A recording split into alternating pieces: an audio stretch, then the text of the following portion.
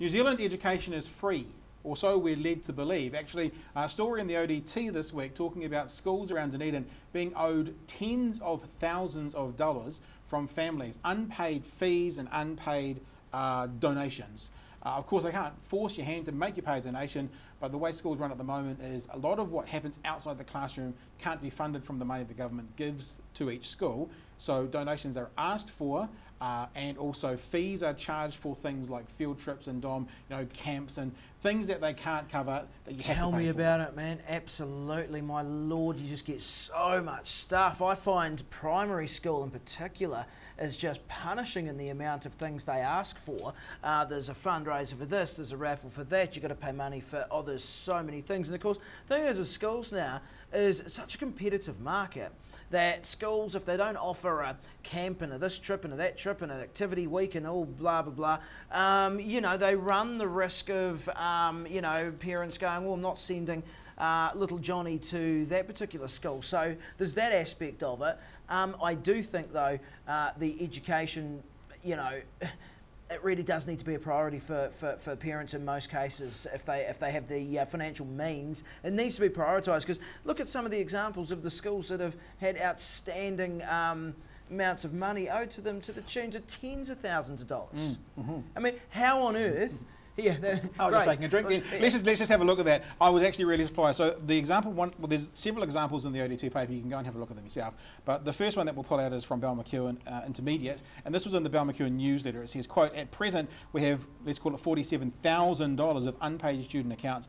I'm sure you'll agree that this is an unsettling figure. Now, I think there's about 400, 450 kids at Balmac. Yeah. So, that's 100 kids, $100 a student. It's very clear that what happens inside the classroom, the 3 R's that we probably used to say in my day, but now all the other letters that would go with it, are funded by the government. What's not funded is the field trips, is the outside the classroom sort of activities. Yeah. But in saying that as well, and this is just an example that Balmac's given us, also, they say, well, let's have a look at Q6, because the principal of Balmac says, what I do know is that talking to other principals, this is certainly common, it's very typical. So this is not a story about that school, it's all schools. Oh, it's schools in but general. I just wanted to make that clear, because we only mentioned one, so this is all schools.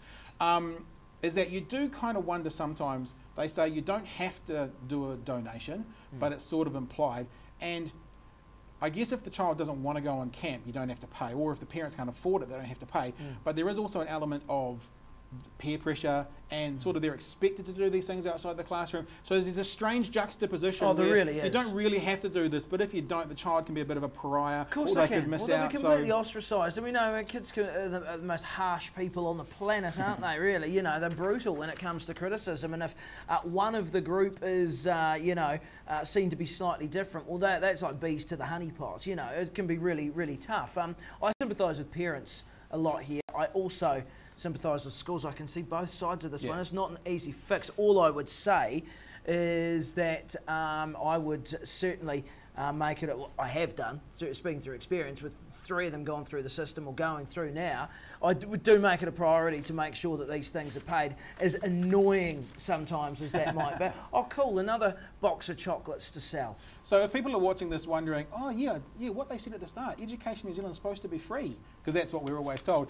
We thought we'd give you a bit of a list of what state schools can actually help you to pay for. So obviously 3 R's is paid for, but as it says here in our little quote screen, Q10, what they can ask you to pay for is school trips, take-home items, events, other activities not covered in the standard curriculum. You also need to agree to pay these charges. So I'm assuming when you sign up your kid to a school, there's a tick box that says I agree. Yeah, no, there is. Yeah. And if you're asked for a donation or fee from a school and you cannot pay it, contact the principal. You might be entitled to financial support. Well, that is important as well. That is important that, look, you may be completely willing to do it. You would if you could. Yep. You don't want your kid to miss out. That's fair enough. But financially, you simply don't have the means to do it. That situation arises. Yep. And if there is assistance, you should certainly, it'll be discreet if you don't want the world to know. I'm sure that there'll be some way, shape or form that you can manage to pay that.